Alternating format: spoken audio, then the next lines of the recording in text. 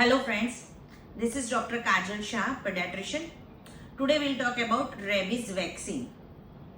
ક્યારે લેવી જોઈએ? એનિમલ બાઇટ જેમ કે ડોગ, કેટ, કેમલ, મંકી, બેટ્સ આ બધા એનિમલ્સથી જ્યારે પણ બાઇટ થાય ત્યારે we need to take rabies vaccine. First of all શું કરવું જોઈએ?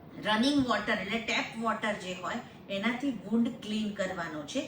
એરાઉન્ડ 10 મિનિટ જેટલું પાણી તમે જવા દો એ વુન્ડ ઉપર અને એ વુન્ડને પ્રોપરલી ક્લીન થવા દો. You can use soap if you want, પણ running water is very important. Second is કે ડોન્ટ કવર ધ વુન્ડ. એને કવર નથી કરવાનું. બ્લીડિંગ વધારે થતું હોય તો you can apply pressure with gauze અને પછી તરત જ તમારા ડૉક્ટરની સલાહ લો.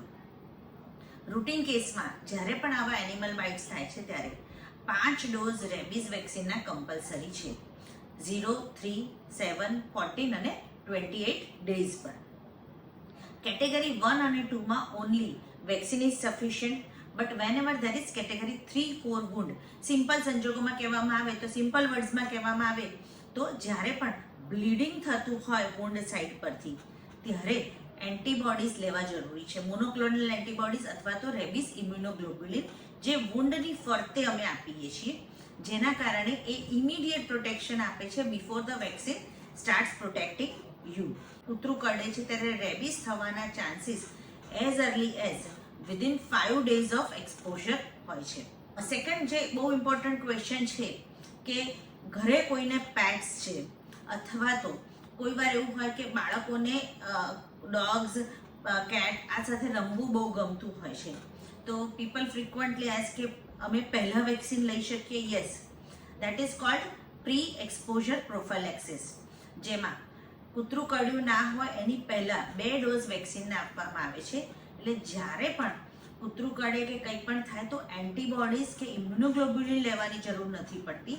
ઓનલી થિંગ ઇઝ કે they need to complete the rabies vaccine schedule. Third important thing is કે ઘણાને એવું હોય છે કે અમારા પેટ્સ છે એ વેક્સિનેટેડ છે, અમે એમને વેટ જે પ્રમાણે કહે છે એ પ્રમાણે રસી આપેલી જ હોય છે, તો પછી જ્યારે પણ એનો બાઇટ થાય તો શું અમારે વેક્સિન લેવી જરૂરી છે? Definitely yes. પેટ્સને ભલે વેક્સિન આપેલી હોય, સ્ટીલ જો પેટ્સથી પણ બાઇટ થાય then also you need to take rabies vaccine અને ઇમ્યુનોગ્લોબ્યુલિન ઇફ રિક્વાયર્ડ. કારણ કે ઘણીવાર વેક્સિન પછી પણ પેટ્સમાં સીરો કન્વર્ઝન ઇઝ નોટ 100%, એટલે એના સલાઈવામાં કોઈક વખત વાયરસીસ હોય છે. હમણાં જ આપણે ન્યૂઝપેપરમાં જોયું હોય તો એક પોલીસ કર્મચારી, એક સ્કૂલના ટીચર જેમને આ રેબીઝના કારણે પોતાનો જીવ ગુમાવવો પડ્યો. એટલે જ્યારે આવા ન્યૂઝ સાંભળીએ છીએ ત્યારે ખૂબ જ દુઃખ થાય છે અને this is very shocking because કે રેબીઝ થયા પછી ડેથ ઇઝ ઇનેવિટેબલ. એટલે એને પ્રિવેન્ટ કરવા માટે we need to tech vaccine and antibodies as per doctors advice, અને ડેફિનેટલી એ આપ્યા પછી it is preventable. So kindly note down this કે રેબીઝ વેક્સિન અને ઇમ્યુનોગ્લોબ્યુલિન એ જ્યારે પણ કોઈ પણ પ્રકારના એનિમલ બાઇટ થાય છે ત્યારે ડૉક્ટરની સલાહ પ્રમાણે લો. Thank you very much.